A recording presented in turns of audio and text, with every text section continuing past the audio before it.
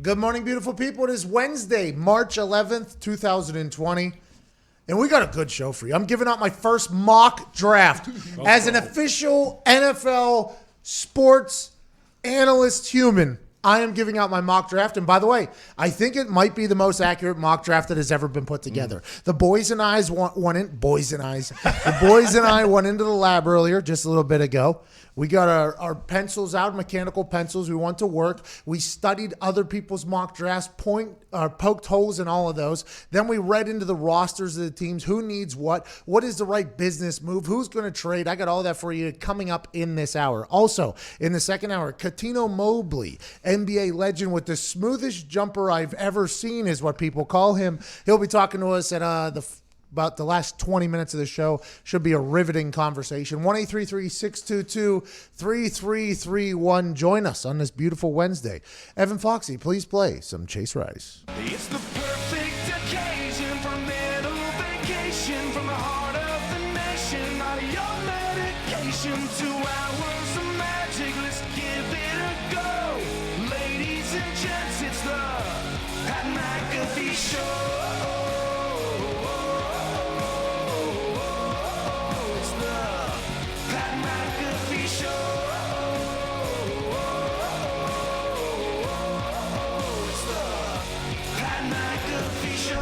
You're damn right it is, Chase Rice. All the boys are here in beautiful Indianapolis, Indiana. On the ones and twos, at Nick Morotto, a man who has bullied fans of the pod PMI. If you haven't listened to the podcast, you should definitely do that. Nick Morotto is a... constructive criticism, please. Bad guy. At Tone Diggs is here. At Ty Schmidt.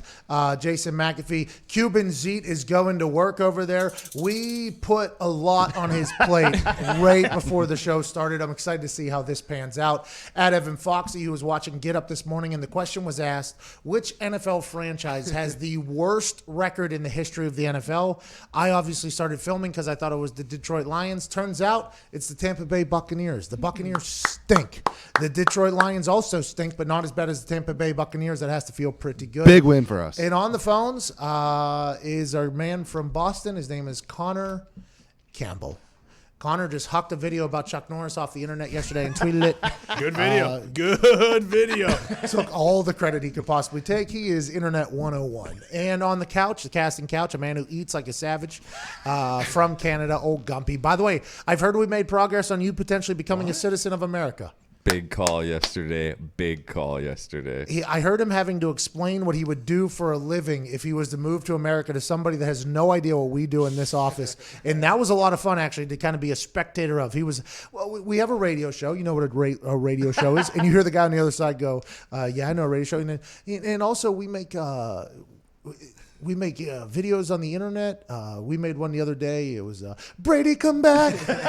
And you could hear the person on the other side being like, well, how is that a business? And how is this what you want to move into America for and potentially take an American's job as a Canadian? And I wanted to get on there and say, hey, there ain't nobody that could replace our friend Gumpy. And that is a factual statement. We're lucky to have you, pal. Thank you, sir. I appreciate it. You were on quite a heater on Good, Better Bets, which is another podcast that we create here. And you've completely gone ice cold. And my bank account has been affected by that, so maybe I'm on the side of kicking you back out of America. I might not have enough money to get a flight home.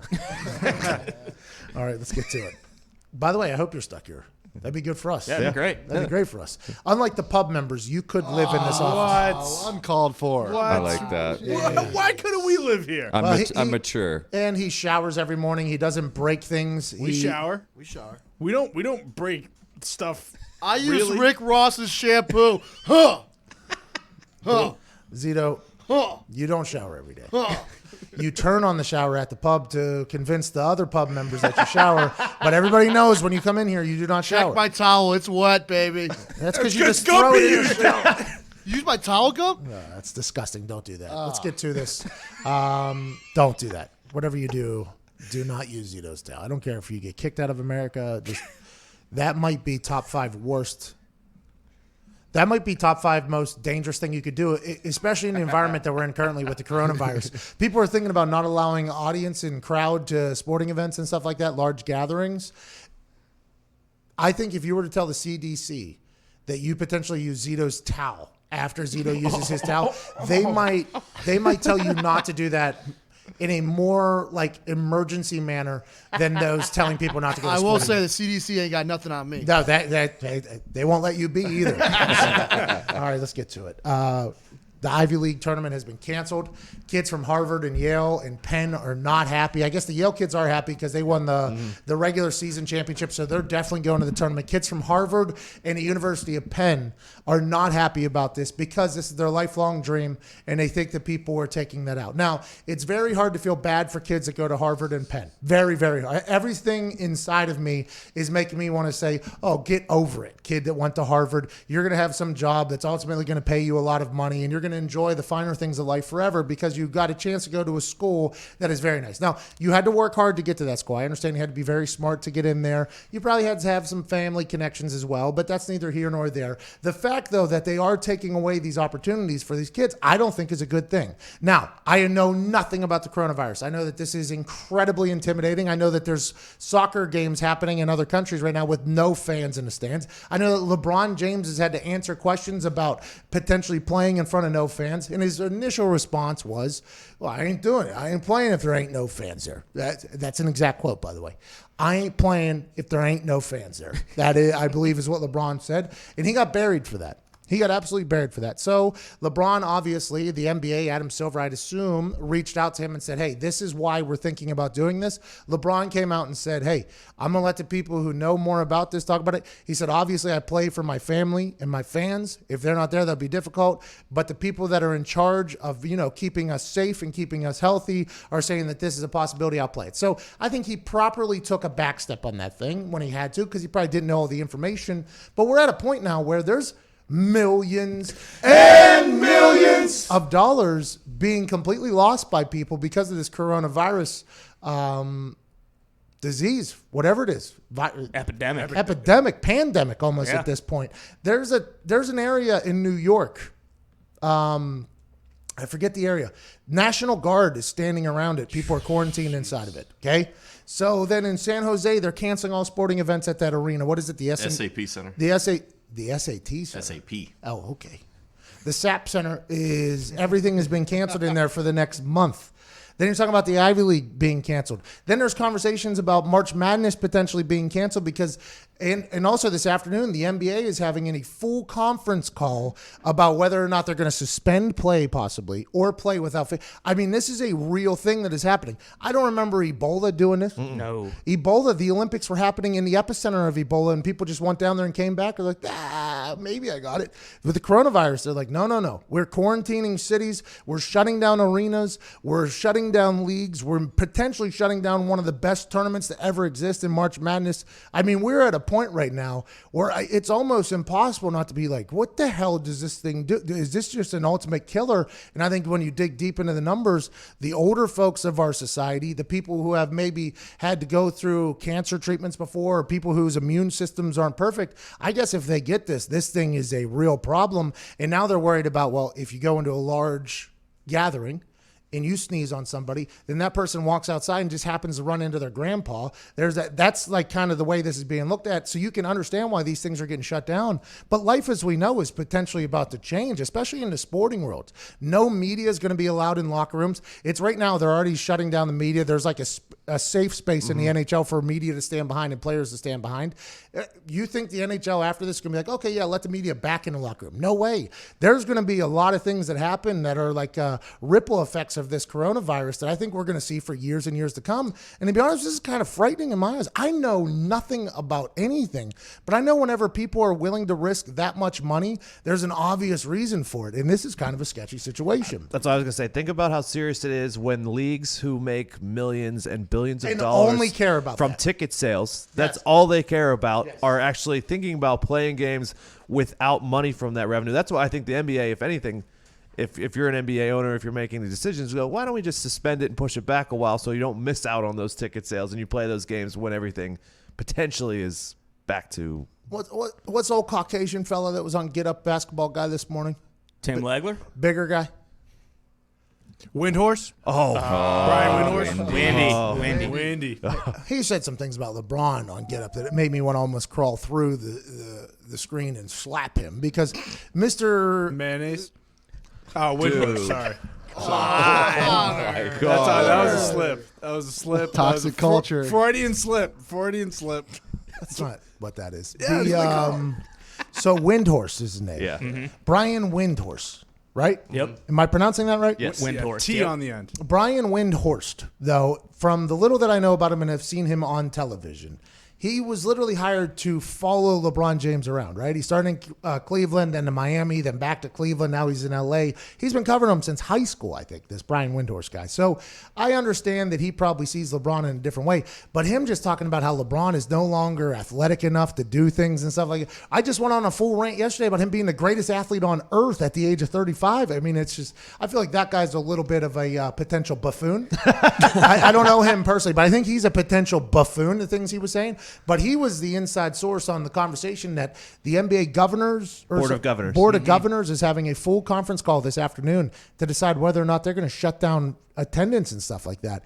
And you got to remember, these professional leagues, all they give a single flying fornicate about is money. That's all they care about. This CBA from the NFL being shoved in your face by everybody because it's a massive deal on whether or not we're going to have 17 games. Is there going to be a work stoppage? Is there going to be all this other stuff? Are we going to have more people on the roster for potentially your kids in the future to get more opportunities, more jobs? Is health insurance not going to happen? These things that are being talked about, you realize that all it is about is money. All professional sports. Yes, there's obviously the passion, and yes, there's the thrill of your team winning, and owners feel that, players feel that. There's that moment. But at the end of the day, the only reason why the NFL exists is because it's a business and it's about money. The NBA, I'd assume, is the same damn thing. I mean, they almost got into it with an international at the beginning of the season because one GM said something. I mean, money is a big deal. So if a company that only relies on money, and not only relies on money, but their main objective is money, is willing to just take massive, huge pay cuts because of what this coronavirus is, I mean, that freaks me out a little bit. That's what makes me go, Should I just be walking around and dapping people up in Indianapolis? I mean, I know that there's a school that just got shut down for 2 weeks in Indiana. It's like, this is unprecedented. I don't remember. I mean, maybe before I was alive and things like that, but this is unprecedented. And to be honest, Billy Tubes, Bailey McComas, who runs our YouTube, he checks the Google Trends every day, right? I was like, Billy, what's the Google Trends today? He's like, coronavirus. I'm like, anything else? He's like, LeBron and the coronavirus?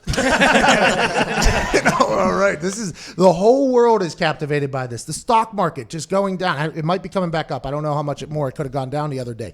Now things are getting shut down and stopped. This is a wild scene. This doesn't feel like this is 2020 in the United States of America. Well, and at this point, the avalanche has already started. So if you see all these things that are already getting canceled, like everyone has an out. Like they realize, like, okay, well, hey, there's precedents. These people have already, canceled this. Like, so what's stopping the wave from just taking out everything, essentially? That National Guard being sent to a town in New York is It's a big deal. In every movie like this that's ever happened, they just missile the bridges in New York. That's next. Like Batman, I've seen that one. Like Batman, you're talking about? Yeah. Lock down the island. And that Will Smith one. Yeah, I Am Legend. That's what they did too. Great movie. That movie does not get talked about enough as being award-winning. Connor, what's up? The NBA has talked about possibly doing neutral site games. Do you think that would work at all or no? Matt Barnes, who I have a lot of respect for, I honestly do, because that All the Smoke podcast with him and Steven Jackson is awesome. I don't get a chance to listen to the entire episodes, but the clips that get pulled from that show is incredible. He was on Get Up this morning, and he talked about how, fans, it's a big deal. Fans bring the juice, it like makes it seem like a real, and that is something that if you even talk to football players, it's like at practice you go, but whenever you feel the people, it just, everything's heightened, and I understand, like back in the day, there's high school teams that play in front of like maybe 50 people and maybe stuff like that, but it would be very difficult. Now I know there's high schools that play in front of thousands too. I don't need Texas kids coming after me. No, down here in the Lone Star State, we play in front of 400,000 people. I get that. I understand. But I'm saying there are games and things that have happened throughout our lives where there isn't a lot of fans. But when it gets to the professional level, you would think that, hey, guys, you're getting paid so much money. It doesn't matter if people are watching you. You should play your best. But whenever you get late in the season and your body's tired and you're an older man, it's like the crowd really gives you a boost. That's why home field advantage is a real thing. Not only because of the sound, but because the crowd gives you a boost. When there's momentum riding and the crowd is rolling, it's just, for some reason in sports, that really helps. And the thought is, well, if there's no crowd for these NBA players, the quality of play is probably going to go down. Quality of play goes down, probably the lack of excitement about sport goes down. But I would argue this. If there's no crowd, I am more likely to watch a game now because it would be so weird. Oh, yeah. I would be more likely to watch it. I'd be more likely to clip it. Now, would it get old after a couple? Absolutely. But the novelty of watching the best athletes on earth, these 6'8" guys, 7 foot tall dudes, running back and forth, competing their ass off, diving into stands where there's nobody there, and just going hard. It's like the greatest game or whatever when the U.S. Olympic team, when Jordan took on Magic Johnson, whenever Larry Bird was laying on his side, and it's just a practice game. Or it's like these videos that are coming out from Lifetime Athletic or from the Drew League, where these guys are just playing pickup basically in the offseason. They're going hard there. Now, I don't know how hard the defense is. Right? I don't think the defense is that hard. But on the offensive side of the ball, I still think it's going to rely on, guys making plays. And I would be more apt to watch it, I think, the first couple of times if there's no – just because I'd be like, I want to hear, what they're saying to each other. Yeah. Right? You'll hear a lot more of that. It'll be like what that Phil and Tiger Woods thing was supposed to be, instead of them knowing that they were mic'd up and sounding very, boring almost. You'd be able to hear guys in their natural element more. You'd be able to hear that. I think for like a week or two, I'd be very into it. Now, after that, it would get a bit boring and it would suck for the players. But this is something that we're truly potentially facing in the world we live in right now with coronavirus. Yeah, if the leagues aren't remotely or fully concerned just about the money, as long as no one on the team has tested for it, then you might as well play it with the no crowd. There's a guy in the Yankees, right? Yeah, well, it's not confirmed yet, but he had the flu, and they went in and they're saying, like, they're keeping it under wraps whether or not he got tested for corona. But at this point, I would assume, Mbappe was tested negative. That's what we were watching Champions League yesterday, and there was no crowd. And when there's a goal scored and you just hear the players yell, it's a weird thing. You're watching practice. The Italian league canceled it all. There's no more games in the Italian soccer league. And I guess the Chinese Basketball Association canceled their whole season. Or not canceled their whole season, but for the last two. Yeah. No. Yeah. My Sharks. Yeah, but they've already been off for 2 months, and you didn't know it. So It was a big offseason for us, though. sounds like you're lying a little bit. We're about to turn the corner. Yeah, it sounds like you're lying. But this is wild times. It's like every day you learn something new about what's getting shut down and the thought of this. And now it feels as if we're turning the corner on the conversation from the people that know. They're like, oh, we think we got it figured out. Then you're talking, there's some drug companies that were on the national news last night, some pill maker. They're like, oh, we'll be able to figure out it, blah, blah, blah, blah, blah. We're testing currently on mice and all this stuff. I was like, well, you're going to get in trouble for that. Like, you can't just say you're doing that on the nightly news. You're going to get it for sure. But they think that they found it. It seems like it's figured out. But the people that it could potentially kill, like, I think it takes out. I think this is something that the world is almost at a point where the NBA is like, we don't want to be a reason why somebody dies. Mm-hmm. And the Ivy League tournament people were like, we don't want to be a reason why somebody ends up dying. And then the Italian League, they're all like, we don't want to be the reason why. And that's where we're at right now in the stage of panic with coronavirus. It's like people are like, we don't want to be associated with somebody potentially dying because we refuse to do what everybody else in the world seems to be doing at this point. It's just, how long will this last? Like, will this continue to go? How long will this happen? And how, like, do we know if the coronavirus is just like, once you cure it, it's cured? Or is that become a dormant? Like, how do they know anything about this? They can't. It's so new. You're right. I don't think the leagues want to see that headline like the one with the Seattle Dragons where the vendor had it and the vendor potentially gave it to however many people. And then that led to, like, yeah, hey, my grandpa was at the Seattle Dragons game, and now he's dead. It's bad PR. You don't want that. That right there, bad PR. Yeah, my grandpa and I were watching our favorite team, the Seattle Dragons. Been a fan of them our whole life. We went over to get a hot dog, some nachos. Oh, it's so funny, guys. We shook hands with the person who was serving. They're very, very nice young man. Very nice young man. 3 days later, my grandpa died because of those nachos and those hot dogs. In Jim Zorn's coaching. And Whoa. Nick. He's bad. They're bad. That's Seattle Dragons team. Full potential. Great fan base, terrible football team. Nothing like my Battlehawks. My Battlehawks. That's right. They're battling. That wasn't an actual Battlehawk. That was just Connor Campbell, even though he sounds very, very similar to a cacaw, like a Battlehawk would have. They're going to win it all this year. That team's ready to go. Jordan Ta'amu's going straight to the NFL. I don't know what they're going to do next year, but, I mean, it's going to be a year-to-year basis. And the Seattle Dragons this year stink, and they had a guy with coronavirus working for them. It's tough. That's tough. That's tough PR. Get him out of the league. Can't win with it. Can't win with it. All right, we got to get to a break. 20 minutes after the hour, we'll get some phone calls. We thought there was a chance we had nothing to talk about today. We just did medical talk. Corona's no joke. Coronavirus. Correct. Ice cold Corona's also no joke. Lonely ice cold beer broke my heart. Gave me disease. Can't say that. Tony. And they'll never sponsor us anyway, so I'm not really worried about it. Do we have an ad we have to read? Tony has one. We do. Here we go.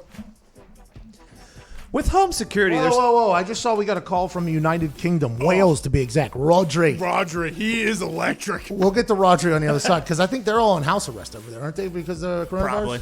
We'll talk to them.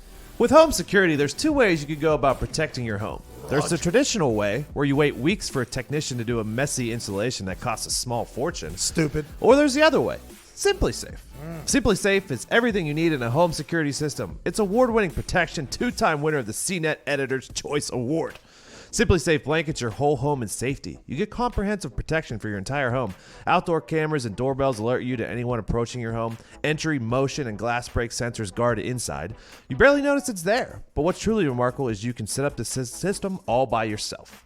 Anyone can do it. It takes 30 minutes to an hour tops, and there's absolutely no trade-offs to your safety. You have an army of highly trained security experts ready to dispatch police to your home at a moment's notice 24/7. And it's only 50 cents a day with no contract. It's why The Verge calls Simply Safe the best home security system. Wow. Go to simplysafe.com/Pat today and you'll get free shipping and a 60-day risk-free trial. You've got nothing to lose. Go now and be sure to go to simplysafe.com/Pat. That's simplysafe.com/Pat. Attaboy, Diggs. We'll be back on the other side. It's the Pat McAfee Show, Wednesday, March 11th.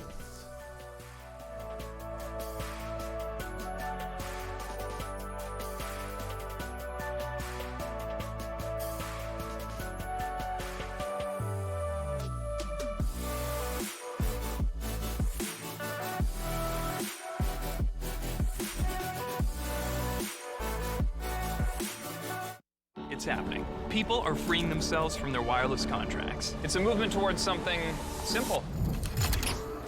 Get truly unlimited data on a 5G-ready network for just $45 a month, with no contract, ever. Simple Mobile. Out with the old, in with the simple. One fucking page. I don't have to worry about the coronavirus anymore. Like a fucking bomb went off. It's like, Dude, I saw there's the fucking net. Oh, dude, what's going on?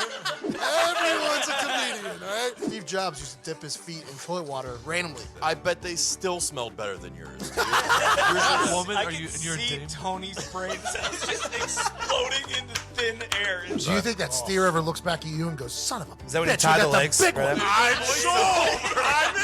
He got me. Suck it. All you guys. Jame, duty, mensch. These guys got in there, undid their suitcases, just dumped all their. Well, you have to remember. Well, yeah, not for me.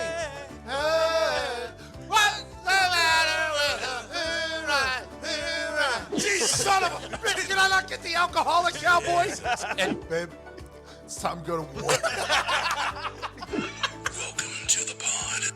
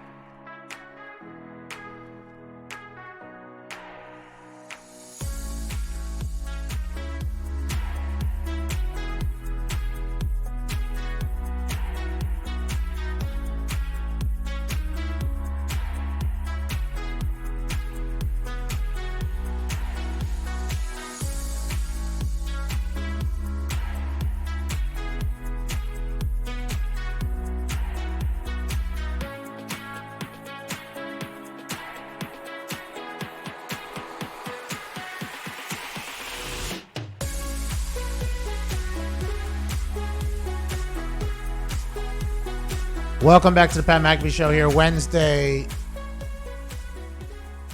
What the hell just happened there? What just happened with you two there? He was running an ad after the live, and then we had to wait for the ad. Oh, I thought I heard him say it. Station identification. No, I think it was a Geico. Don, was it a Geico? What was the ad we ran there? Geico. Oh, they're probably paying at least what, $14, $15? Something like that. They don't have enough, Geico. They couldn't. Welcome back to the Pat McAfee Show here. I am going to be giving out my first mock draft in about 2 minutes. Listen, I know you're probably a big draft nerd like myself.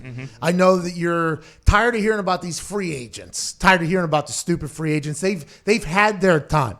Let's talk about the guys that are coming into the league that are going to change the game next year. Will there be fans in the stands for the NFL? We're not 100% sure, but we know these guys. I did my top 13, by the way, because that's where the culture is. Top 13, lucky 13. These guys are going to change the game next year. Before we get to that, though, because Nick would like to promote that on Twitter to drive people over to watch, let's get to a phone call or two. Rodri in United Kingdom, Wales. Sorry, Eric. Let's go. Rodri, what's up, pal? Hey, how's it going? Congrats on the radio Heisman. Just to start off, I'm looking forward to this draft class. The Colts go at 13. I got my few ideas. Let's look a couple of rounds later, though, guys. Let's look at the where Rodrigo Blankenship's going. I want to put this for a business idea for the brand, right? I mean, let a kid get going, let him get comfortable in the league, and then see if we can brand that eyewear he needs by prescription. So he's going to need them in the NFL. I think he's already said he's going to need them. So what I'm thinking is the brand gets involved. He gets drafted to like a Motor City. Could be Indy, could be Detroit, right? We get the Pistons roaring over the Tannoys when he goes in to make that game winner in a Ricky Vaughn wild thing kind of way. Get the fans involved, get the world involved. Finally, kick into the household thing in the UK and around the world. That was awesome. I love that guy. I love him. He was talking about Hot Rod. Yes. Right? He was talking about respect the specs for Rodrigo Blankenship, kicker for Georgia, who I think did well at the Combine. I think he was trying to guess where he was going, but then after that, lost him. Isn't it crazy we speak the same language? Yes. That guy and us speak the same exact language, English. Crazy. And isn't it crazy that we came from over there and we sound so different? And like, how do people just change the way? Is it like one family says, you know what? Like way back in the day. Like, you know what? Me not speaking like them anymore. Like, and then that just becomes an entire village and a town. Like, how did the Southern accent happen? Like, how did Yinzer? How did the Yinzer accent happen? How did these accents happen? And how did our language come from that one? I did not understand a word he said, but I could listen to that guy speak for 2 hours straight. I think I picked up he wants, like, when Ricky Vaughn came out of the dugout, when Rodrigo kicks, he wants Pistons revving. Sound when he comes out to kick. I think it's Hey, I'm all about it. I want to let you know that I did pitch an idea to the NFL when they were trying to figure out the extra point before they moved it back to a 33-yard extra point. I thought, because there was a conversation about how in rugby, if you score down the sideline, you have to kick from that sideline. Or if you score from left center, you have to kick. So there was conversation like, oh, should we do it like rugby potentially does it and have to kick from different areas on the field to make it a little bit more difficult because they thought the 20-yard extra point was getting a bit redundant and people hated watching it, which, by the way, probably the right move if I had to guess looking back on it. I wanted to pitch an idea to have 2 stages on either side. You know, if you score on the left side, the kicker has to walk up to a stage, smoke, music, introduction. Now for the extra point. He's 58 years old, Adam Vinatieri. So whenever he gets up on this stage, then there's still smoke blowing, and he has to kick from an impossible angle. If it goes through, band comes out, full celebration, go to commercial break, let's kick off. So I pitched that idea, okay?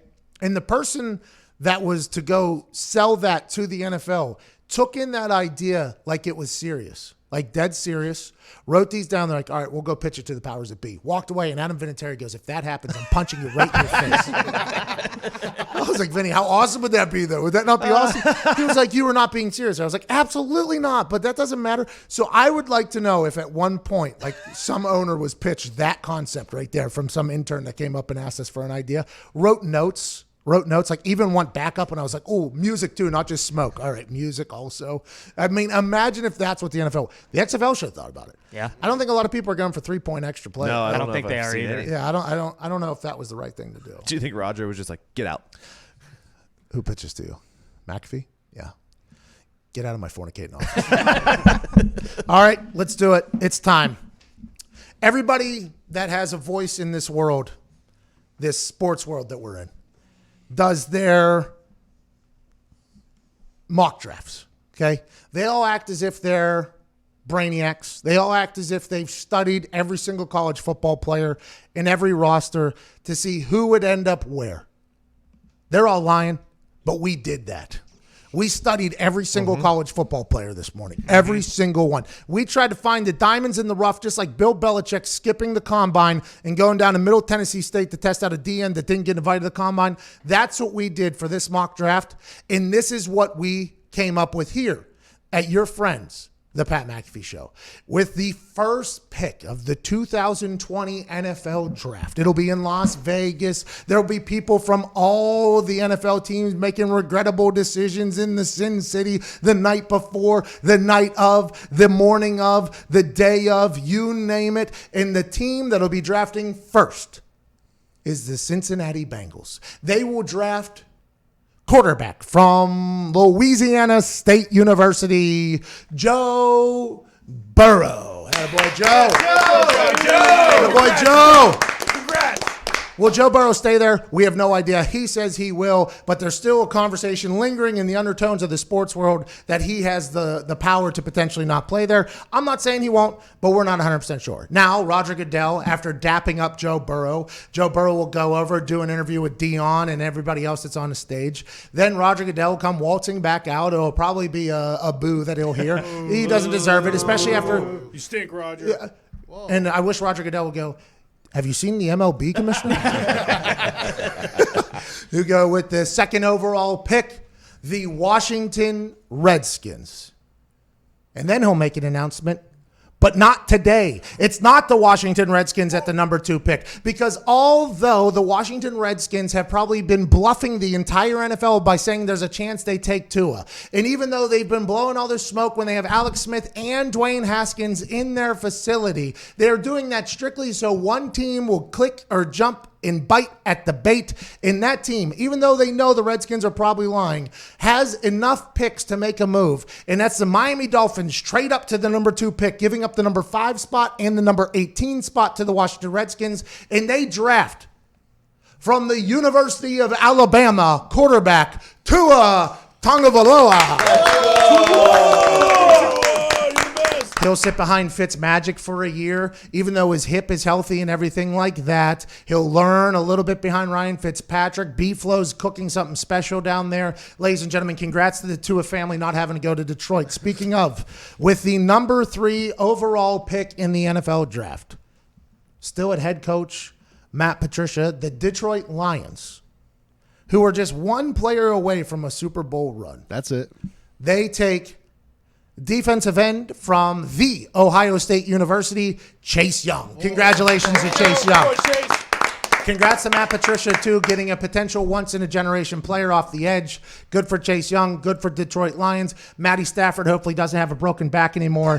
He goes and plays well. With the number 4 pick, the New York Giants, who just 1 year ago drafted a quarterback that the world was up in arms about, who actually turned out to be a pretty good football player. Saquon Barkley's in the backfield, but on the other side of the field, you will have, playing at corner, Jeff Okudah from the Ohio State University. Congrats to Jeff.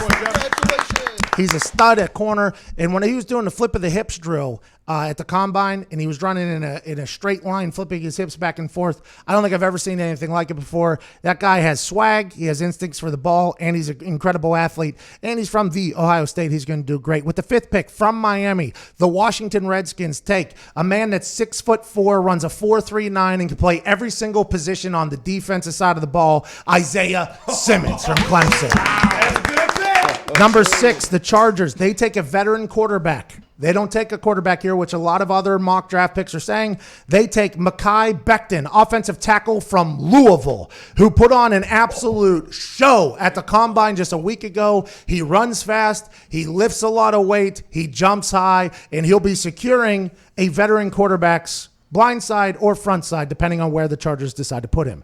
With the number 7 pick, the Carolina Panthers, who have a lot of decisions they have to make. Will they be in play for Joe Burrow at this point? Nobody knows. I just think that they'll take Derek Brown, defensive tackle from Auburn. Good football player. Get him in that system. See what Matt Rule can do with them. At number 8, the Arizona Cardinals, who just last year surprised a lot of people with how good they were. They're still picking number 8, so they weren't that great. Kyler Murray and Cliff Kingsbury kind of got things going towards late. They signed Larry Fitzgerald to another $11 million deal. I think they pick up another weapon for Kyler Murray in that offense in Jerry Jeudy, wide receiver from Alabama. The Jacksonville Jaguars at number 9 already said or reports that they're trading Nick Foles. Are they going to draft another quarterback here? Can't do that, especially with what Minshew Mania was last year. So let's go with Tristan Wirfs, offensive tackle from Iowa, to protect the mustache, jort-wearing, ball-throwing, game-slanging Gardner Minshew. At number 10, the Cleveland Browns, who just hired a very intelligent general manager in Andrew Berry. Because they knew last year that their offensive line was garbage, they pick up Jedrick Willis, offensive tackle from Alabama. At 11, the New York Jets. Although it is coming out and reports are that they're going to sign something with Robbie Anderson, I still think they take wide receiver CeeDee Lamb from Oklahoma. Number 12, the Oakland Raiders. I believe with that offense, no matter who's playing quarterback, if they're stuck with Derek Carr, that sounds bad. Derek Carr does not deserve that. He doesn't. If Derek Carr is their quarterback, or if Tom Brady's their quarterback, or if any other quarterback, Peterman is their Peterman won't be their quarterback. Any other quarterback is their quarterback. Andy Dalton is their quarterback. If anybody's their quarterback, I think they need another weapon. That'll be Henry Ruggs, wide receiver from Alabama, who is very fast. That fits the Raiders model, by the way, being very fast. I don't know if Mike Mayock and Gruden are that way, but the Davis family loves them some speed. And at the number 13 pick, the Indianapolis Colts, who have an offensive line that seems to be set. At quarterback, everybody thinks that they're either going to stick with Jacoby or potentially bring in Phillip Rivers to play there. T.Y. Hilton's a monster. Jack Doyle is playing well. The defense is great. The one thing they are missing is another weapon on the offensive side of the ball. So with the 13th pick, the Indianapolis Colts select wide receiver from Clemson, T. Higgins. Congratulations on moving to Indianapolis. And congratulations to all those student human athletes that are definitely getting drafted in that exact order. We have to hit another break 40 minutes after the hour here on this beautiful Wednesday, March 11th. We'll take some phone calls. I'd like some reaction to my mock draft. I would like to hear your thoughts. We'll react to it. And we'll also talk about Tom Brady, Dak Prescott, and Nick's got some things that are happening in the world that we haven't talked about yet. Good show still on deck for you. This is the Pat McAfee Show, Wednesday, March 11th.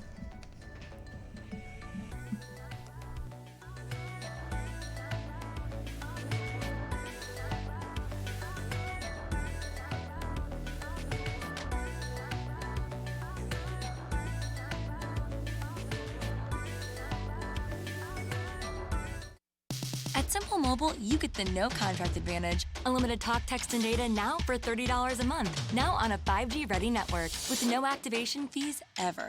No confusion, no complexity, no frustration, and no contract. Ever, ever, ever. Now get unlimited talk, text, and data for $30 a month. And now 5G ready. It's our best deal ever. Buyers now at nationwide retailers or at Simple Mobile dealers. Learn more at simplemobile.com. Simple Mobile, out with the old, in with the simple.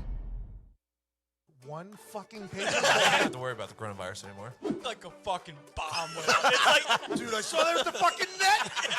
Oh, dude, what's going on? Everyone's a comedian, all right? Steve Jobs used to dip his feet in toilet water randomly. I bet they still smelled better than yours. Dude. Yours a woman? I Are can you? You're see dating? Tony's brain cells just exploding into thin air. Do you think that steer ever looks back at you and goes, son of a Is that when you bitch, tie you the got legs? big one. I'm sold. I'm in. He got me. Suck it. Oh, guys. James, duty, mensch. These guys got in there, undid their suitcases, just dumped all their. Well, you have to remember. Oh, yeah, not for me. What's the matter with a Jeez, son of a bitch, can I not get the alcoholic Cowboys? And, babe, it's time to go to war. Welcome to the pod.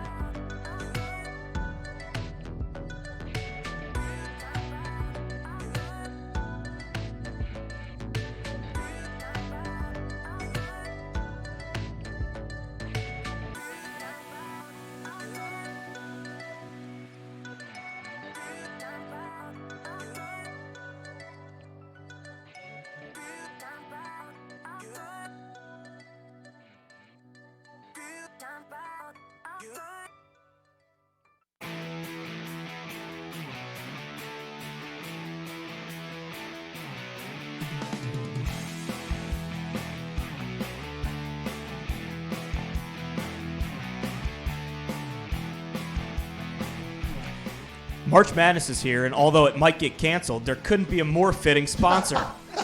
Support for this show comes from Manscaped, and they are here to remind you to keep your balls clean. As many of our basketball fans know, ball is life, and our friends at Manscaped want to assist you when it's time for you to hit your game winner.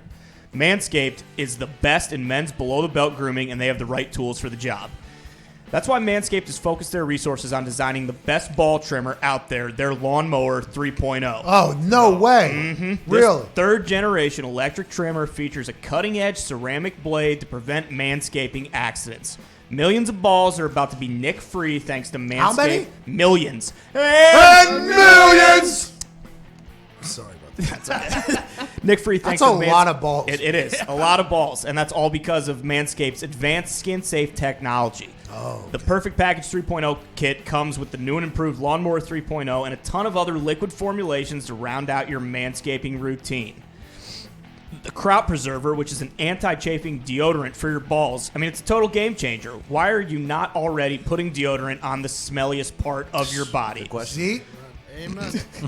The Perfect Package also comes with a travel bag, disposable shaving mats, and a set of the comfiest anti-chafing boxers you've ever worn. It's the perfect package for your perfect package. Get 20% off and free shipping with the code AMERICA at manscaped.com. That's 20% off with free shipping at manscaped.com and use code AMERICA. Keep your balls clean and score. That's what I'm talking about. That's 500,001 people, men, if you count Lance Armstrong as one of those. True. Welcome back to the Pat McAfee Show. It's going to happen to me now because I made that joke. No. Yeah. No. That's not how it works. I'm going to lose a ball.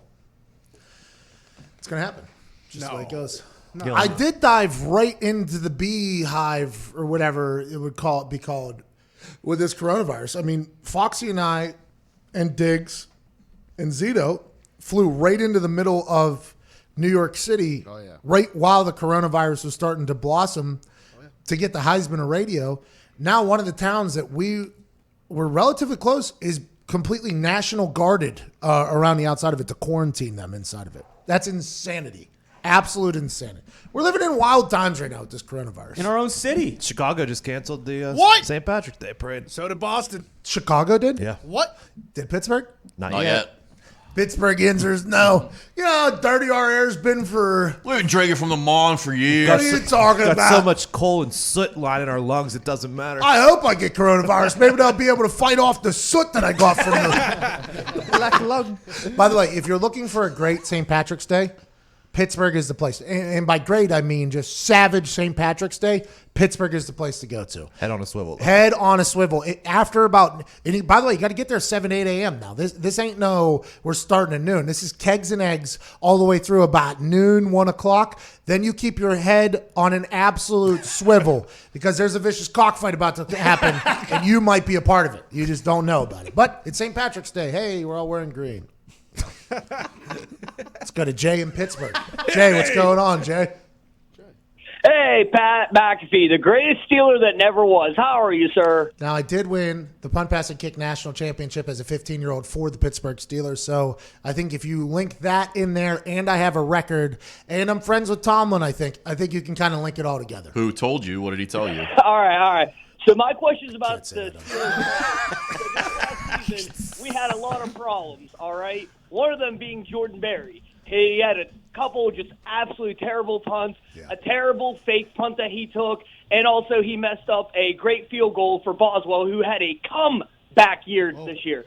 So do you think the Steelers should stick with Jordan Berry, or do you think we should switch it up? Diggs is saying no way in hell. But this sometimes happens. Sometimes because kicking and punting is such a mental thing, sometimes you need a new environment that kind of resets you, kind of refocuses you in. Or maybe you have one bad year or a couple bad years like Jordan Berry has had. Diggs is saying numerous bad years. Multiple bad. Well, the issue with Diggs, though, and Nick, is they've been friends with somebody who is voted the punter of the decade. So whenever they watch a game, it's a little bit different. Do like Pat does. Kind of skews your opinion a little That's bit. like Phil, too. Like Phil used to come out to Colts games or whatever, and then he would go back home. He'd be like, hey, these punters stink or whatever. I'm like, well, it's not. I mean, come on. I have some bad balls as well. But Jordan Berry has a massive leg. He's a big bloke from Australia. He's a punter for the Steelers, entertaining human, right? He's a good guy. We've drank with him. Good guy, good dude. He, whenever you have a big leg, though, can have a tendency of not hitting every ball well, especially in windy conditions. Pittsburgh, Cleveland, the AFC North is not an easy place to kick. I assume they'll either move forward or they'll bring in competition for him, and I think it's a win-win. If Jordan gets into a new place, he'll be better off. With him, I think it might just be the 6 inches between his ears. Because every time it seems like there's a big moment, it's a bad one. I mean, take it easy on the guy. He's still a punter, Tone. Take it easy. Yeah, Well, what does that mean? I think he's got incredible talent. Still for the brand, isn't he? Oh, because it sounded like the way you said that you were potentially. Basically calling the guy a stooge. Yeah, that's what like. you said. This guy's terrible because he's a punter, is what you said. I would basically never said say punter that. stooge. You were the one calling him a stooge, were you not? Yeah, but not because he there was a we go. punter, because he was not. Oh, so you're still against the brand then? You think any other national talk show is having a punter stooge? There's some program director right now. No, they're talking about Brady for the 19th day in a row. Oh, speaking of. Good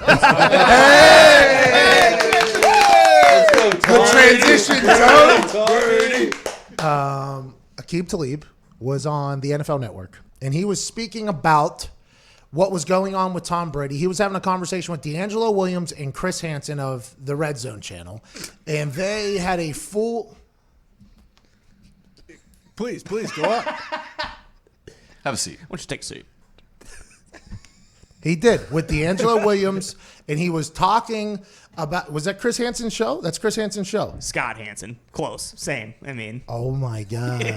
Take a seat. Chris Hansen's a pedophile guy. Yeah. Are those White Claws? Take a seat. Tell us about Tom. Oh, my God. Sorry What do you have in about the bag, sir? Scott, that's on me. So Scotty Hansen was playing host to D'Angelo Williams and Aqib Talib. Aqib Talib, Patriot, successful Patriot, has gone through the business side with the Patriots, and he had this to say about Tom Brady and Bill Belichick's potential negotiations. Meeting rooms, man, with Bill, with Tom, and he treats everybody the same, man. So if Tom messed up in practice, he'll point it out. He'll point it out in the middle in front of everybody. You know, if it was Gronk, if it was myself, anybody, he treated everybody the same. Okay, that's fine on a Monday film session after a game or a practice film session. We're talking about the greatest quarterback of all time potentially leaving the only franchise he's ever known. Belichick will still behave that way? I've been a part of Bill in this situation as well. Free agency time, and I got a call from Bill that said, if you want to make a bunch of money, you're going to make a bunch of money. If you want to play some football and win some games, then we got a spot for you here. So if he treated everybody the same in the meeting room, he probably treating everybody the same around free agency time as well. Wow. You're saying, I'm hearing you thinking that Tom isn't feeling the love. I think Tom is gone. I think it's a done deal. Bill is going to be Bill. Them calls are going to be shortened to the point. We got a report that said it didn't go well. I can imagine. I had a call that didn't go well with Bill before, so I can imagine what happened on that call. There we go. Wrapping up hour one with Aqib Talib, basically guaranteeing that Tom Brady's gone. If Aqib doesn't know, who does know? Those Bill Belichick conversations, what a legendary convo, by the way. You want to make money? Go somewhere else, dude. You want to win? Huh? You stay right here and take a massive pay cut. That is gangster. That is the reason why the dynasty happened, and potentially the reason why the dynasty is dead. No! We'll see you on the other side. This is the Pat McAfee Show on Wednesday, March 11th, 2020.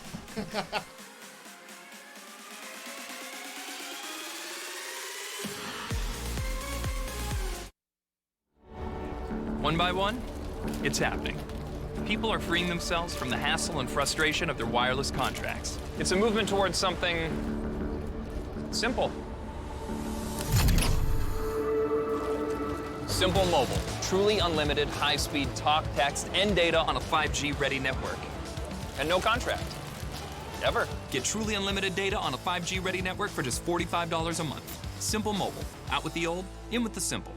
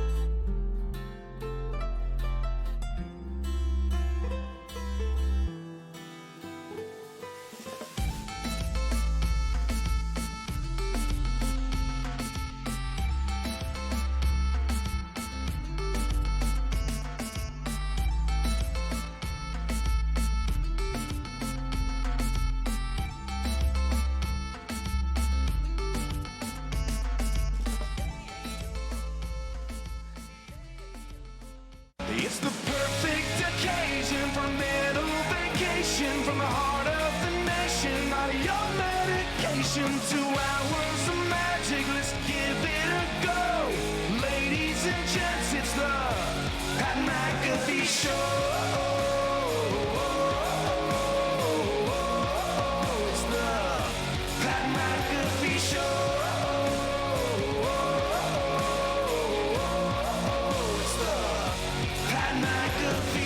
You're damn right it is, Chase Rice. It is Wednesday, March 11th, 2020, and we're thankful that you're listening or watching wherever you may be. If you're a program director thinking about signing our show on to your station, I want to let you know this show isn't for you. You're an old white. but the listeners will love it. It's true. In the first hour, we covered the coronavirus. Okay. We covered free agency. We had a call from Wales. We did a mock draft. We talked about St. Patrick's Day. I mean, it was one of the best first hours we have ever had. And now, with this second hour, we're somehow going to top it. In about 38 minutes, we have Katino Mobley, who is an absolute sniper from beyond the arc. Played in the NBA for 11 years, averaged 16 points a game. Okay, that's nothing to sneeze at. No. You've seen videos of him playing in the Drew League. You saw him in the Big Three. We'll talk to him about all things basketball coming up in about 38 minutes. But until then, there's a lot to cover with the boys. At Nick Moraldo's on the ones and twos. At Tone Diggs is here. Ty Schmidt, Jason McAfee, Cuban Zeet, Evan Foxy, Boston Connor, and on our casting, chatting couch, our illegal immigrant friend, Gumpy. Thank you, sir. Big game today. Liverpool. Come on, lads. Who cares? Who do they play?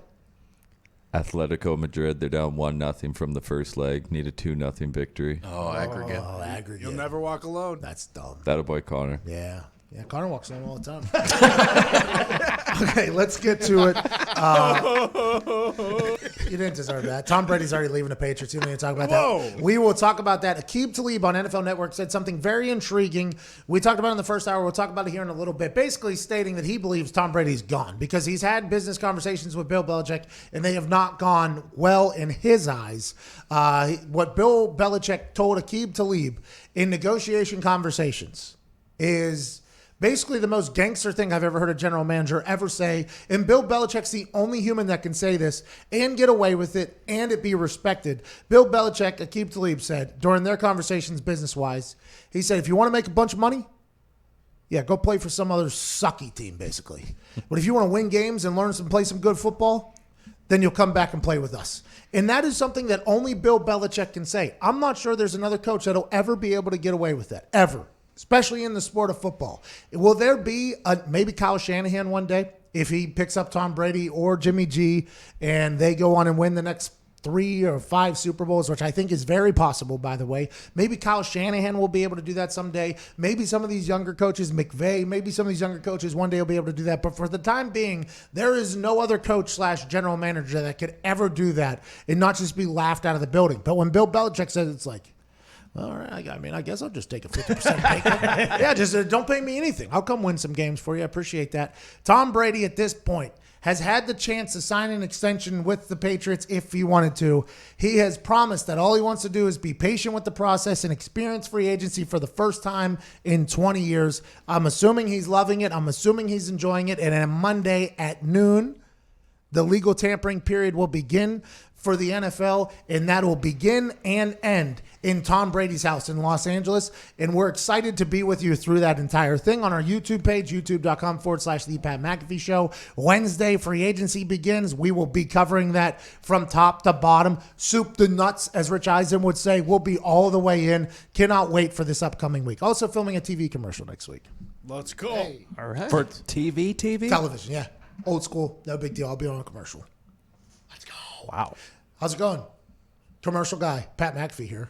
You've seen me on television commercials. You've seen me on the internet. You've seen my mugshot. How's it going? My name's Pat McAfee. I'm filming a commercial next Tuesday. Show will still go on, but in the afternoon Tuesday, I am filming a television commercial with an actual production company. Next step is feature films. Yep, I think just so. like Vinny Chase. Yeah, absolutely. He was on a Mentos commercial. People forget Ari Gold saw him and was like, hey, that guy's going to be something. That's what they're going to do with this commercial. Mm-hmm. Now, I'm probably going to walk around that production set and say, wow, there's a lot of wasted money here. I would rather this money just go maybe paid to me instead of all this wasted stuff. But me and Foxy will be boots on the ground for a television commercial on Tuesday. Can't wait. My acting debut. That's pretty There we awesome. go. Let's go. My acting debut. I did something back in the day. It wasn't bad. Never saw the light of day. But this one, my acting debut. Can't wait for it. That's awesome. How long commercials? About 30 seconds to a minute. 2 minutes. It's going to be great. It's going to be a great 30 seconds. Will I be a part of the whole thing? I would assume so. Haven't got the script. Do we know when it's going to be running? Nope. Like during the national championship? Nope. I have no idea when it's going to be running. I don't think it's going to be running during the Super Bowl. I'll tell you that. Because I don't think we're charging enough. It's gonna be speaking of charging enough, Aqib Talib, Amari Cooper of the Dallas Cowboys. Remember, Amari Cooper was traded from the Oakland Raiders to the Dallas Cowboys, has been on record stating that he wants to be a Dallas Cowboy for the rest of his life. He loves being a Dallas Cowboy, was an immediate difference maker for the Dallas Cowboys immediately upon arrival. The Raiders got rid of Khalil Mack and Amari Cooper within a couple weeks, and those both players, as soon as they arrived in new places, were game changers. Amari Cooper was a big-time weapon for Dak Prescott in that offense last year that was very, very proficient. Is that a word? Oh, yeah. Oh, yeah. Very, very proficient. Now, with Mike McCarthy coming in and Kellen Moore still there and Dak Prescott, we assume he's going to get franchise tagged on Monday. Keeping Amari Cooper would be a good move. Amari Cooper's people have come out and said that they are motivated to get a deal done, and the Dallas Cowboys have said the same thing. They are echoing each other's sentiments, so let's assume that a deal with Amari Cooper gets done within the next day or two. Whenever you hear leaked information, like Ed Werder tweeted this morning, my sense from speaking to Cowboy sources, who's that, by the way? Is that the Jones family? Yeah. Ed Werder's talking to the Jones family. Team is working hard to reach agreement with wide receiver Amari Cooper, and that Cooper and his agent seem motivated at the moment to get something done. To me, present indications are he could be signed before a QB Dak Prescott. By the way, knocking out the Amari Cooper deal before Dak Prescott, smart. Get him under there. And by the way, whenever you're talking to Dak, you're like, hey, we got your guy still here. We got your number one weapon. We got a great Zeke in the backfield. We got Amari Cooper. We got this line. We got Kellen Moore still. We got all this. So everything is lining up for a potential big pitch at Dak Prescott. If not, he ends up getting franchise tagged. But the Amari Cooper deal will be done within the next 24 hours. You don't see these types of tweets coming out that the player and his agent are motivated to get a deal done unless they truly are. Because by now, Amari Cooper's people would have came out and said that is not the case. It seems like they're both in the same boat right now, rowing in the same direction. Good for the Dallas Cowboys being able to knock off one of their two massive free agent signings that they need to make. Yeah, and the Cowboys, give them credit because they've signed a lot of their key players already, and they have here $75 million in cap space. So you think probably 33 and around 17 probably for Amari and Dak. So that's another. They're still going to have cap space to make some more moves for the Cowboys and set up new coach, new coaching staff for nice little year next year. Obligatory Cowboys talk is what we're in the middle of right now. That was Tone Diggs who was breaking down the salary cap. Jerry Jones gets mocked and made fun of a lot for having his hands in a lot of things. I think the roster that they've had on a regular occasion, unless it's just overhyped, is normally loaded with talent, riddled with talent. The conversation has always been Jason Garrett just can't get the job done. What if McCarthy comes in here and they just rattle off Super Bowls, just bing, boom, boom, and Jerry Jones is just like, I knew it wasn't the players. I knew it wasn't the players. I knew it was that. My son, Jason Garrett, just couldn't get the job done. That's why we sent him to the Giants, because they stink. That's what we did. It'll be very interesting to see how this all works out. If that's the case, does that make Jerry look worse because he kept him for so long? Yeah, well, it depends on how the Cowboys decide to spin the news. You know what I mean? Yeah. Loyalty turned out to be Jerry's biggest flaw, it turns out, when the Dallas Cowboys rattle off the next 3 Super Bowls or playoff runs or whatever it is. Because that team, if they can keep Dak, right? Because if you have a good quarterback, you hang on to that quarterback because it's not easy to find. Now, if they can sign Tom Brady, which some people have alluded to, some people have alluded to the fact that Tom Brady could end up as a Dallas Cowboy, and I think that's strictly because these sports talk shows revolve around Tom Brady and the Dallas Cowboys. So if you put them together, boom, we got one big show every single day. Let's break down the left guards of the Dallas Cowboys. That's what sports talk would become. But Dak Prescott is a guy that, by all accounts, is a good quarterback right now. A lot of reports have him as the number one free agent, if he's to be a free agent, over Tom freaking Brady, which is insane to speak about. They've reignited. They've sent another offer to Dak Prescott. And we have not heard from Dak's people. We have not heard from Dak's representation. They haven't leaked any information. We have no clue what he's looking for or what he wants. But let's assume that if he doesn't, he ends up with a franchise tag, and we go through this whole thing 1 year again from now. Do you think they need another weapon besides Amari? They had Randall Cobb last year, and Witten's gone too, so...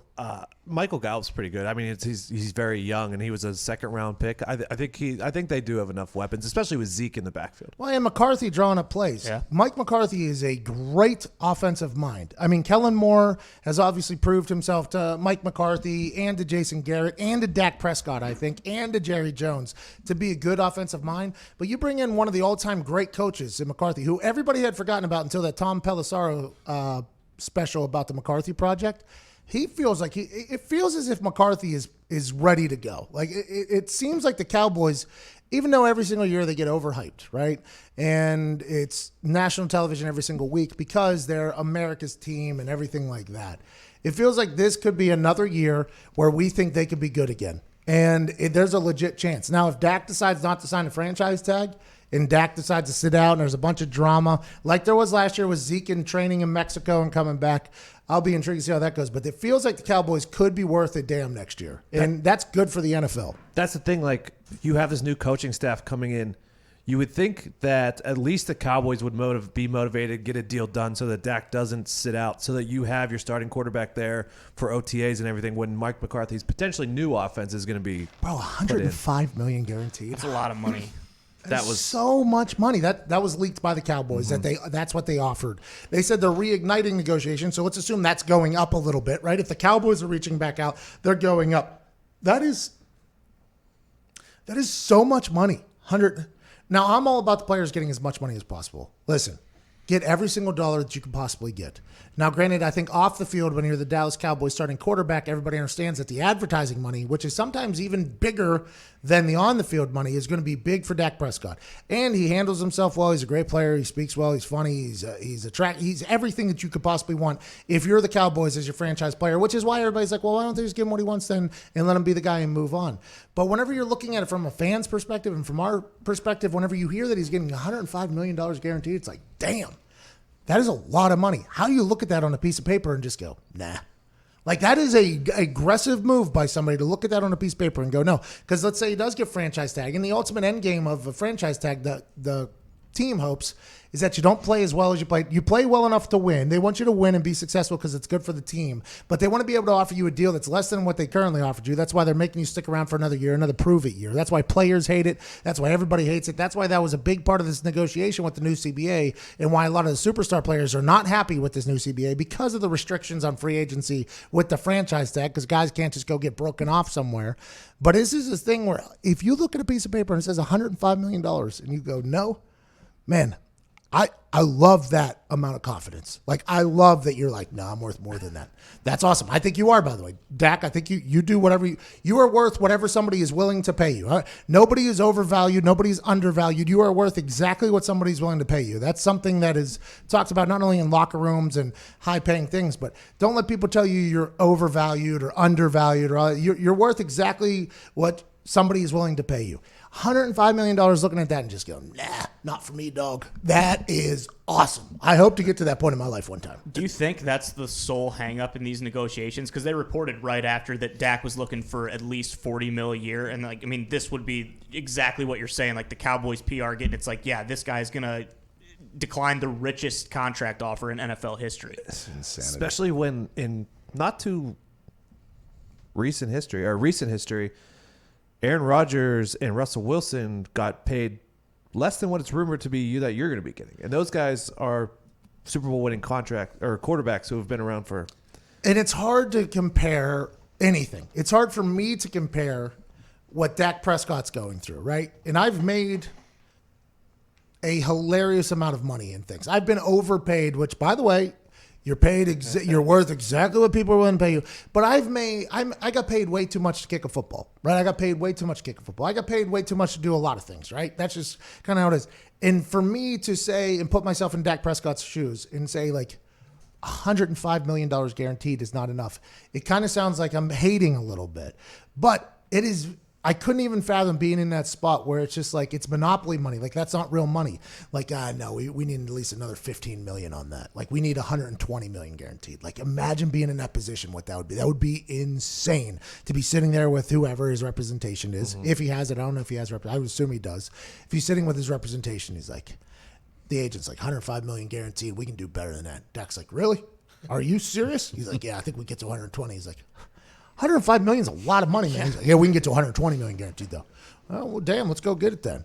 And then it doesn't end up happening, and then it all backfires. That's a wild decision to make. And I think that's where the NFL tries to put you at. Like, hey, we leaked this information so that the fans understand we're trying to give you the richest contract of all time. You kind of look like a guy who's a madman turning down $105 million. If this doesn't work out, you look like a buffoon. But if it ends up working out where he gets even more money, it's like, yo, more power to Dak for just...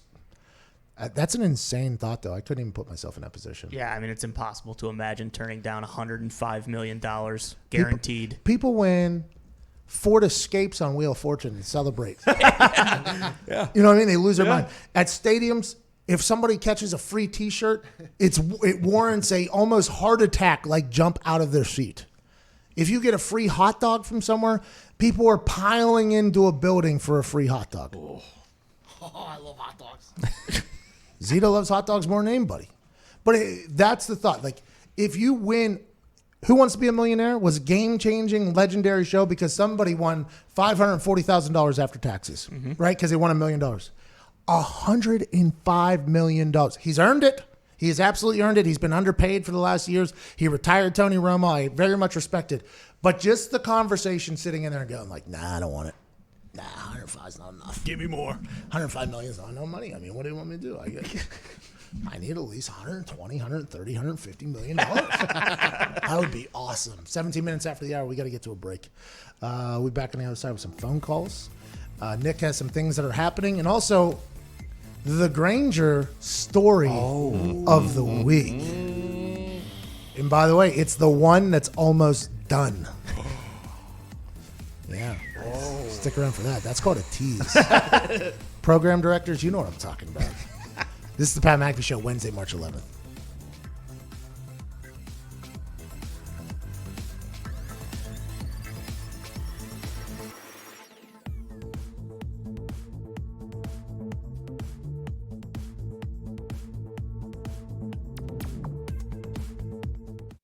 At Simple Mobile, you get the no contract advantage. Unlimited talk, text, and data now for $30 a month. Now on a 5G ready network with no activation fees and no contract ever. That's our best deal ever. Simple Mobile, out with the old, in with the simple. One fucking page. I don't have to worry about the coronavirus anymore. Like a fucking bomb went off. It's like, Dude, I saw there's the fucking net. Oh, dude, what's going on? Everyone's a comedian, all right? Steve Jobs used to dip his feet in toilet water randomly. I bet they still smelled better than yours. Dude. Yours a woman? I Are can you? You're see dating? Tony's brain cells just exploding into thin air. Do you think that steer ever looks back at you and goes, son of a bitch? Is that when you tie the legs? Big one. I'm sold. I'm in. He got me. Suck it. Oh, guys. James, duty, mensch. These guys got in there, undid their suitcases, just dumped all their. Well, you have to remember. Oh, yeah, not for me. What's the matter with a Jeez, son of a bitch. Can I not get the alcoholic Cowboys? And, babe, it's time to go to war. Welcome to the pod.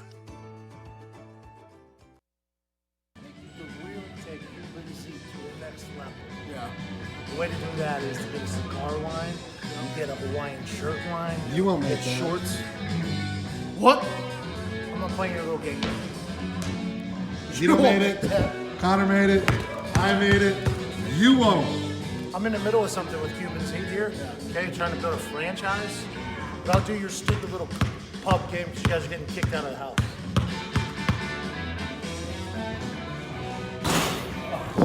So what I was thinking was maybe even some flip-flops is the move, yeah. The pub's dead.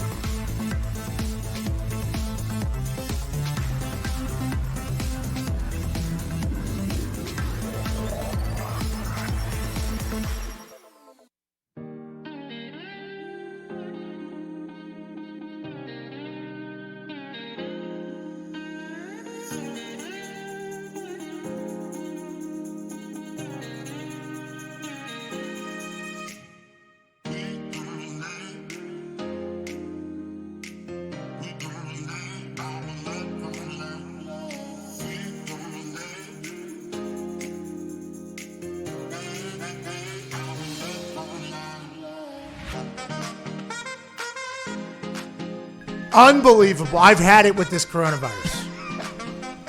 Pittsburgh St. Patrick's Day. No. Canceled. Damn it. Oh, no. Good thing Indy's got a huge one. No, what are we waiting for? Come on. Indy probably isn't canceled yet because I don't think they have one. No, it's massive. No, What are you trust talking me, they about? do, and they need to get rid of it. They send out emails to all 45 people, and they say, team, we're going to try not to do it this year. Why don't you want to go, Ty? You kind of want to get out of expectation of having to go get drunk on Saturday? There's like a bar crawl downtown. I guess what? If you're going to get it, it's going to be with a bunch of schmucks who probably have it and are willing to give it to other people. All right, here we go. The story of the week is sponsored by Grainger. Let's take a look at the one that's similar. Seems like nowhere near done. This week, it's the coronavirus. The coronavirus of the week was sponsored by Grainger. Delivering the products that keep your facility running is what Grainger does best. They've been doing it for 90 years. Visit Grainger.com for whatever you need, whenever you need it. Grainger for the ones who get it done. Well said. It's the biggest story going. I mean, it's the story of the week. Truth. Ivy League tournament canceled. Pittsburgh St. Patrick's Day canceled. Chicago St. Patrick's Day canceled. Dublin St. Patrick's Day canceled. Everything happening in the SAP Center in San Jose canceled. March Madness potentially canceled. There's a town right now within New York City that has the National Guard standing outside of it. Getting in and getting out of that area because it's quarantined is canceled. Coronavirus is a cancellation disease. Italian soccer. Canceled. Fans, canceled. Chinese Basketball Association, canceled. and the biggest travesty of all, media members no longer allowed in the locker rooms. Oh, that's a shame. Media members in the locker room, canceled. Coronavirus is playing zero game. We said this in the first hour. I said this in the first hour, and I truly believe it. I've never seen anything like this before, ever. You're talking about companies that are considered greedy companies. You're talking about companies that are known for making massive amounts of cash. You're talking about companies that on the outside would seemingly only care about the business of things, canceling attendance, canceling hundreds of millions of dollars because of the potential spread of the coronavirus. I mean, this is a real thing happening and almost scaring me to death every single time I walk out because I think it has the potential to not only be carried amongst people. We have a school over here in Indianapolis that's been canceled for 2 weeks because the student had it. I mean, it seems like this is we're going to look back on this in 10 years and be like, you remember when coronavirus just changed the world completely and everything got canceled and hopefully no more people pass away, but it seems like that's inevitable. I mean, this is just a wild time to be. It's 2020 in the United States of America and everything is on the verge of potentially getting canceled. The biggest tournament in all of tournaments, March Madness, is being talked about potentially being canceled. The NBA Board of Governors is meeting this afternoon for a conference call about potentially canceling audience for the NBA. I mean, LeBron James, who's the face of the NBA, the best athlete of all time, has had to answer questions about potentially playing in front of no players, which would be unprecedented. It'd be like the greatest game never saw or whatever, the United States Olympic team, whenever Michael Jordan took on Magic Johnson and the boys. Nobody ever saw that until now. That's what the NBA is potentially going to be in a couple weeks maybe. I mean, this is a wild time right now, and the coronavirus has got everybody just completely kicked in the sack. You know it's serious when those money-grubbing fat cats at the NCAA are willing to lose a couple bucks over something. I mean, that, you know, like never in a million years would they cancel the NCAA tournament potentially or not have fans, and it's happening. This is wild, dude.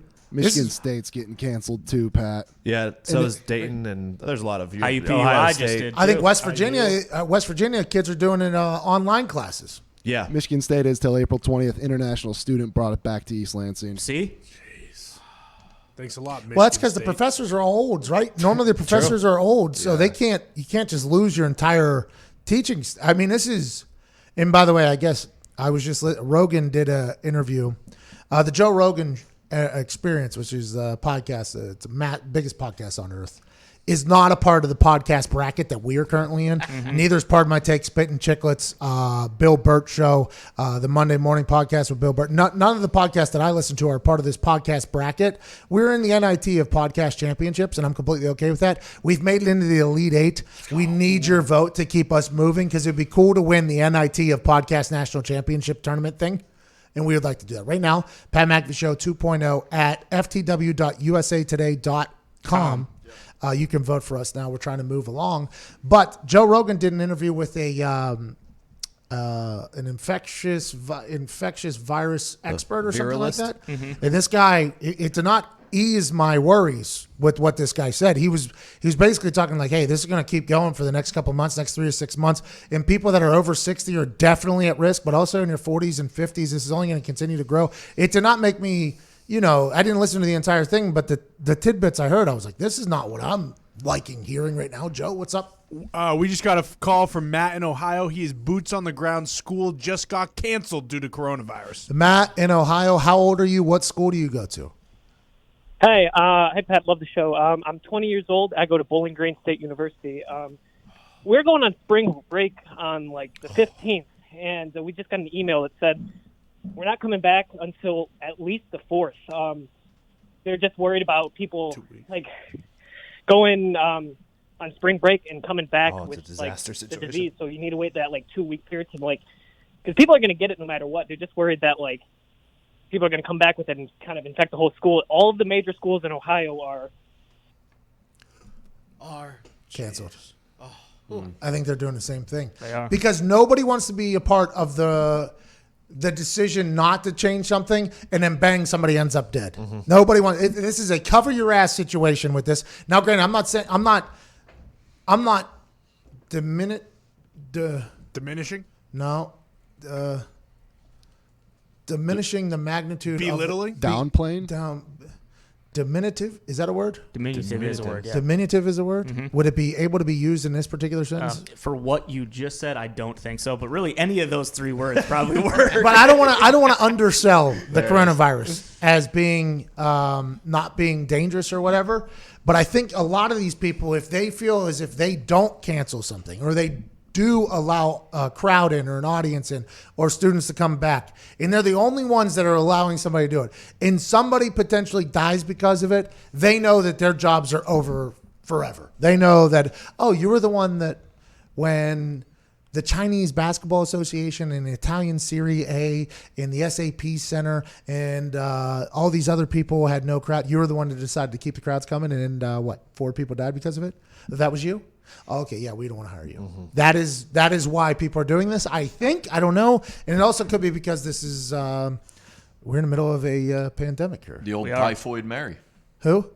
Mary Malone was an Irish immigrant. Yeah, Irish immigrant. All came right, to the let's U.S. go. Hey, okay. Well, hold your applause. She was the first carrier of the typhoid disease, typhoid fever, that wiped out a bunch of people in the U.S. She brought it over from Ireland. Can you mute his mic, Jay? There's no reason. Why are we bringing Ireland into this? You know what I mean? Ireland didn't do anything. They don't want to be, again, the cause of a worldwide pandemic. Let's go to Eric in Pennsylvania. How's it going, Eric? Hey, pal, what's up? Mary did not deserve that. Mary Documented She fact. did not. She did not. Thank you, Eric. Mary did not deserve that. Go She ahead. killed hundreds of people. 3 quick things. Just want to say, hey, Gump, welcome back. It's awesome to hear you back. Hey, go. Hey, thanks, Eric. Hey, look at us. Number 2, Diggs, baloney. Really? Come on. I listened to the pod. That is just outlandish. For those that I don't don't know how know, that's your substitute. for those who haven't listened to the pod, Number 3. hold on, Eric. For those that, but we have to explain the things that you're talking about, inside jokes here. So for those that haven't listened to the pod, Tone Diggs is the host of that show. Aggressive decision by me to anoint him that, but he is the host of the show. One segment he wanted to have was because there is a toilet paper shortage happening in the world. If you had to wipe your ass with something, since toilet paper is about to be out, what would you do? Some people said old T-shirts that they could potentially make wet. Some people said socks. Connor said leaves, which archaic, but it was, Diggs said he would go straight to Oscar Mayer and get all the baloney he could to wipe his ass with. Closest thing to a wet wipe you could find. Tony Baloney. Oh, no. What's the last one, Eric? Tony Baloney. Somebody on Twitter And said then number 3, more of a serious question, just as a veteran yourself in professional sports. One of my favorite players in the NBA for the Pelicans is J.J. Redick. He's got the longest active playoff streak right now, going through an injury. Clearly brought in for the team this year on a 1-year contract to be the veteran, to teach these young guys how to play. So my question for you is simply, when you're a veteran in a locker room and you do go through an injury, does your daily kind of veteranness change, whether you're on or off the court? Like whether you have a rookie underneath you type thing? Just because I feel like the second he went out, and I know he's not their best player on the team by any means, but he's a sharpshooter. I know you got a sharpshooter coming on the show soon. But just like what does that do in a locker room when a guy just kind of he has to go away for a couple weeks or a few months? Like what's the dynamic change? Eric, great phone call. So in the NFL, in the NBA, I'm not sure because they're on the road so much. I don't know if JJ Redick travels with them everywhere, but in the NFL, if you get hurt and you're in the training room, 90% of the players are in the training room anyway. So you almost have more of a connection with the team as opposed to just your unit. So if somebody was brought in, like Mike Adams was brought in to help out with the secondary and be a leader in there, he's normally with just the secondary in the meeting rooms. He's with the secondary in the defensive meeting room, and at practice he's with the secondary. And then obviously he'll talk to everybody else on the defense and, downtimes and stuff like that. But his job is strictly with the secondary. Mike Adams, if he was hurt though, and he was in the training room, you got like 90% of the team coming through the training room. So it's almost like you get a chance to meet, talk, and guide more people when you're in the training room in the NFL than you would if you were potentially being a starter and playing in a room, because now your focus is turned to getting healthy and hopefully meeting your teammates. In the NBA, I'm not 100% sure how it goes. They're on the road a lot. I'm not sure they're just coming through the training room. I know guys show up at the building at different times. Some coaches don't even believe in having practices. They just kind of, once they get out, they get warm-ups, they keep it moving. So I think JJ Redick, even though Drew Holiday is on the team, is still a guidance person for the Pelicans. I'm sure he's talking to a lot of players on a daily basis. I'm sure in the bus rides and the planes, and if he's traveling and stuff like that, he's still somebody, a mentor that they lead on. But I can't account for what the NBA does because I'm not sure how their training room aspect is. But in the NFL, if you're in the training room, it's almost like you get the chance to interact with more people as opposed to whenever you're playing. I hope that made some sense. It made perfect sense. I don't know if in the NBA they do. Let's ask Katino Mobley here in 6 minutes. We should get to a break. Do we have another break we get to? Yeah. We do. Mm-hmm. Do we have an ad? Oh, do we? Main event. Ladies and gentlemen, it's 34 minutes after the hour, and now it's time for a reading by Zito. Thank you, Pat. No problem, Zito. Look around you. All right. It's a wireless world, and everyone needs a great pair of wireless earbuds. And you already know Raycon earbuds start at about half the price of any other premium wireless earbud on the market. Feels like you're fighting these words today. Just Mike Tyson over Hey, here. beat him up. Thank you. Beat him up, Zeke. Thank you. Beat him up, Zeke. Anytime. And that, they sound just amazing as the other audio brands you know. Half the price, just as amazing? Wow. Yeah. And Raycon's latest model, E25, is their best one yet with 6 hours. Whoa. I know. Of playtime. Hey, in a percentage-wise, what is 6 hours of a day? Oh, 25. shoot. That's wrong. Connor, the question isn't for you. Oh, shit. 25. It's also Can't say that either. Oh, no. Mute his mic. The child in the back.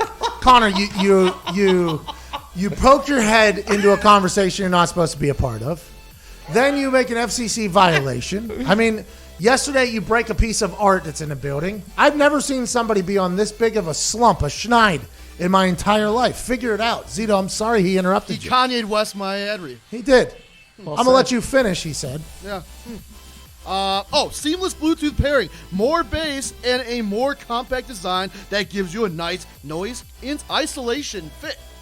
Yeah. That a boy. Raycon's wireless earbuds are so comfortable, perfect for on-the-go listening and for taking phone calls.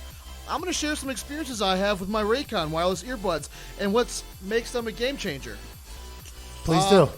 Unlike some of your other wireless options, Raycon earbuds are both stylish and discreet with no dangling wires or stems. Wow. You've heard me talk about how the company was co-founded by Ray J and celebrities like Please Pick, Snoop Dogg, Cardi B, Melissa Etheridge, Brandy, J.R. Smith are obsessed with Raycon. Now, the time to see what the hype is all about.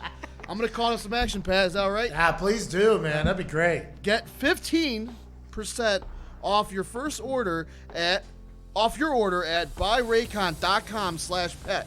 That's buyraycon.com/pet for 15% off Raycon wireless earbuds. Thank you, guys. Thank you. Let's get to a break. Katino Mobley, NBA vet, Big Three champions on the other side. You're listening to Pat McAfee Show. I have no clue why.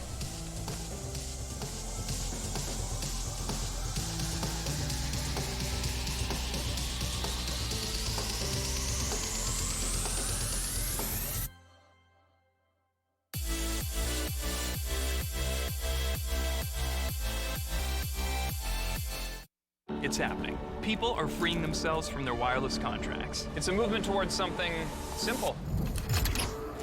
Get truly unlimited data on a 5G ready network for just $45 a month with no contract ever. Simple Mobile. Out with the old, in with the simple.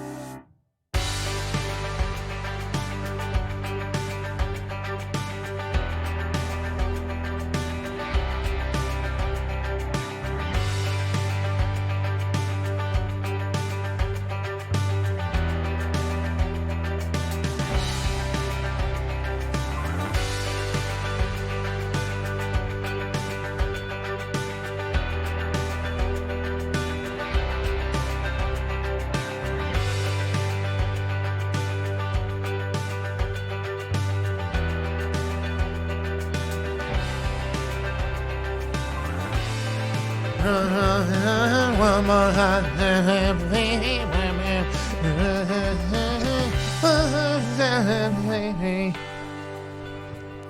Let's go to Catino Mobley has not answered our phone calls.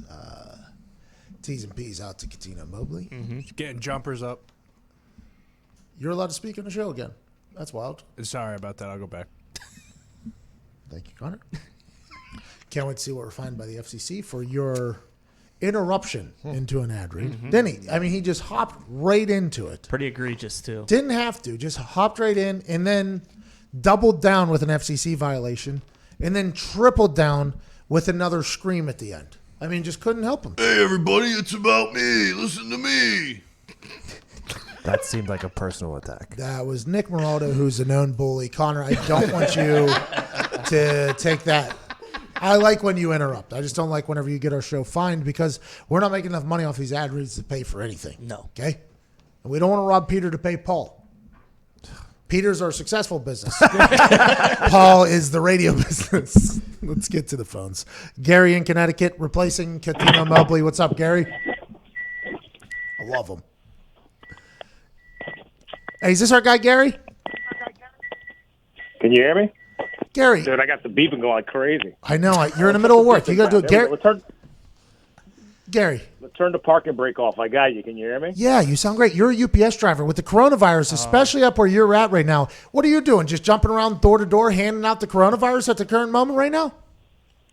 Pat, I felt like a crack dealer in the 80s. I had cases of Purell to the old folks home yesterday. I felt like a dope boy.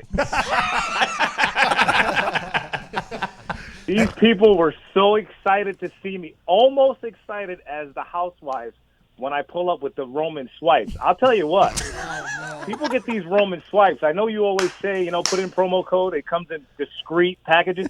It doesn't help when the lady gets on the phone and says, honey, your boner wipes are here. Gary's a UPS driver in Connecticut, old friend of the show, big friend. I'm a big fan of Gary. This is a real thing, though. Do you have to wear gloves and all this stuff right now? I assume that there's some precautionary stuff they have you doing right now. They don't have us doing anything. My old ladies had me. I got Purell in my cup holder. I keep a Purell on deck. Smart. Call me a germaphobe, but I got the Lysol. I wipe down my little diet every couple minutes. But my building, personally, they're doing nothing. It's like, don't ask, don't tell. They don't want to know. So the best thing, Pat, I got a buddy who's going on a cruise. This is a veteran move. He's going on a cruise on purpose, hoping he gets coronavirus to get quarantined so he don't got to work for 2 weeks. That's the move. Flights right now, by the way, very cheap. Yeah. Oh, yeah. For the boys that are thinking about coming to my wedding, now is the time. Yeah. Now is the time to get out there. Airline companies are just giving away tickets right now. Please come share air with everybody else on the plane. That is exactly what you need to do right now. Since you're willing to do that, we'll take about 50% off the prices right now. Airbnb's wide open right now. I mean, right now, if you want to roll a massive dice, you can travel the entire globe for under probably $400 right now. I'm not suggesting it. I'm just saying for the people out there that like to live in a very dumb fashion, you could do that right now. This is insane, this coronavirus. Hey, Billy Tubes, anything trending on Google? Coronavirus. Anything else? NBA coronavirus. Anything else? March Madness coronavirus. Anything else? Italian Serie A coronavirus. Anything else? San Jose coronavirus. Anything else? Health ministers of other countries getting coronavirus. Anything else? Coronavirus. Coronavirus. This is 2020. This is a wild time. This is a wild time to be alive right now. Let alone the election coming up. I mean, we are in a crazy world. Tell you what, the Big East isn't backing down. The Big East Basketball Conference said they're going to play the entire week with fans in the crowd. 47 minutes after the hour, it's time for things that are happening in the world with our friend Nick. Go ahead, Nick. Yeah, so the Big East is not backing down. They're not afraid. In the NFL world, we have former NFL star Rob Gronkowski close to signing a deal with WWE. This was broken last night by Ryan Satin on WWE Backstage on Fox Sports 1. That's Renee Young, Booker T, Paige's show. I watch it whenever I can. Good show. I enjoy the inside scoops. If you're a sports entertainment fan, a wrestling fan, it does feel like you're getting a peek behind the curtain a little bit. Ryan Satin, who's an insider for WWE, he is stating that Rob Gronkowski is close to finalizing a deal with the WWE. This is something that everybody assumed would happen at some point because of what he did for the Mojo Rawley in the, I don't know, it wasn't the Royal Rumble. It was the Andre the Giant Memorial Rumble that happened WrestleMania a couple years back, where he almost got speared by the WWE security as he was trying to jump over the guard thing because she wasn't told that he was involved. So he has already had a little bit of an interest with the WWE. One of his very good friends, Mojo Rawley, is in the WWE. He's built like a WWE superstar. He retired, still an athlete, and he has ties to Fox, which has invested billions and billions of dollars into SmackDown on Friday nights. This was something that was inevitable, I think. I'm not 100% sure if Rob Gronkowski is signing up to wrestle. He has been on the record as stating that he doesn't think he'll be able to do it full time. It's a lot of work, a lot of respect for the professional wrestlers out there. They're on the road a lot. They're getting beat up a lot, but I assume they'll tie him in somewhere, somehow. And I think this is a good move for both sides. I don't know how it'll work. I have no idea what he'll do. I got a lot of people tweeting me overnight saying that Rob Gronkowski might be in a Pat McAfee type role with the WWE. I'm not 100% sure a pre-show is a good spot for Rob Gronkowski. I'm not sure how deeply he follows the product, because in a pre-show you have to follow the product to keep up with it. But I assume the geniuses over there at WWE will be able to figure it out. And Gronk just takes his shirt off, runs some people over. That's all you really need to do in the world. I'm happy for this. It's a good signing by both, I think. I've worked with WWE for like 3 years now. Mm-hmm. There's no real announcement made about that, was there? Mm-mm. That's why I'm not Rob Gronkowski. You know what I mean?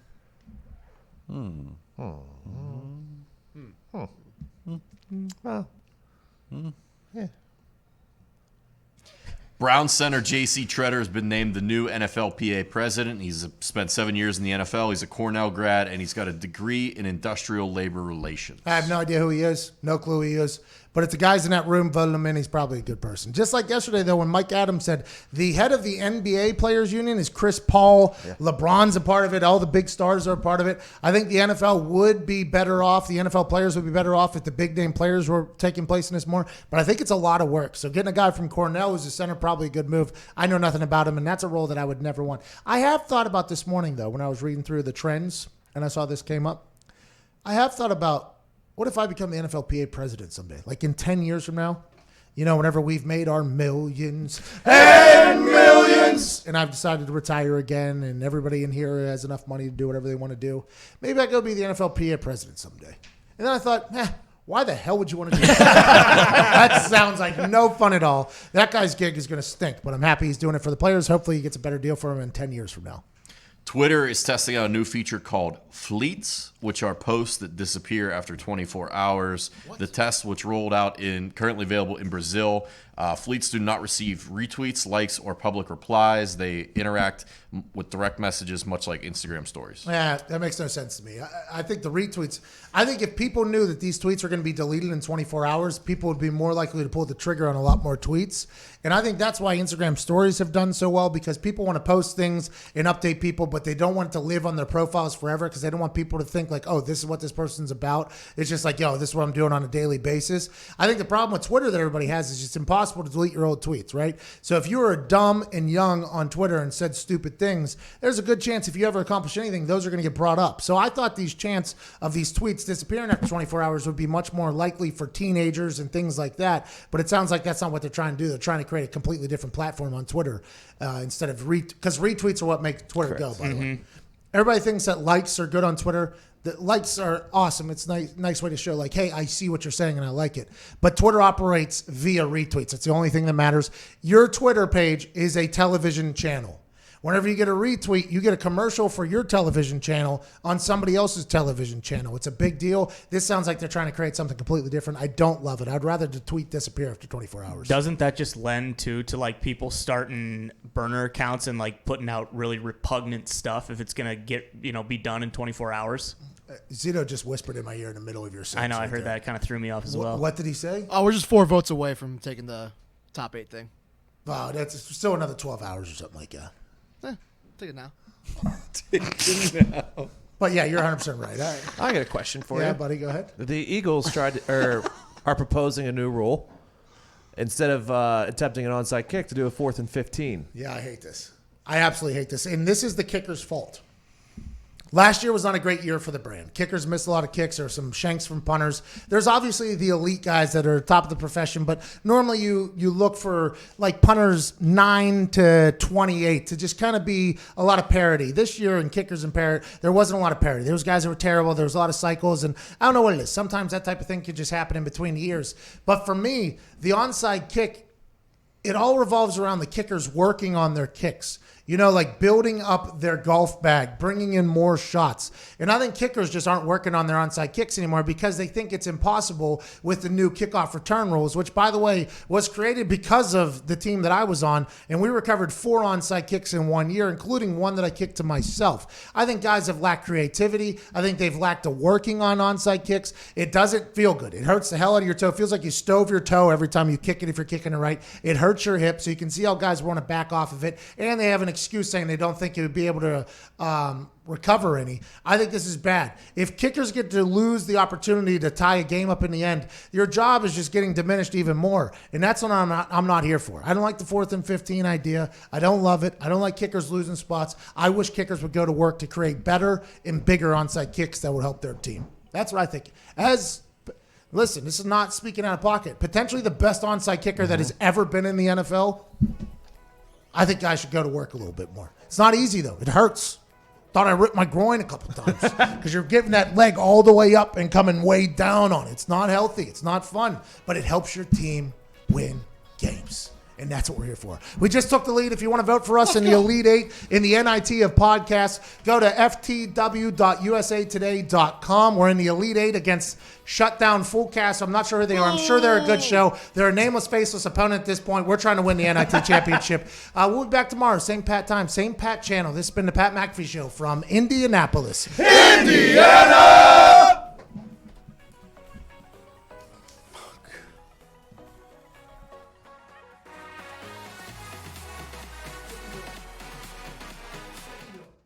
At Simple Mobile, you get the no contract advantage. Unlimited talk, text, and data now for $30 a month. Now on a 5G ready network with no activation fees ever. No confusion, no complexity, no frustration, and no contract. Ever, ever, ever.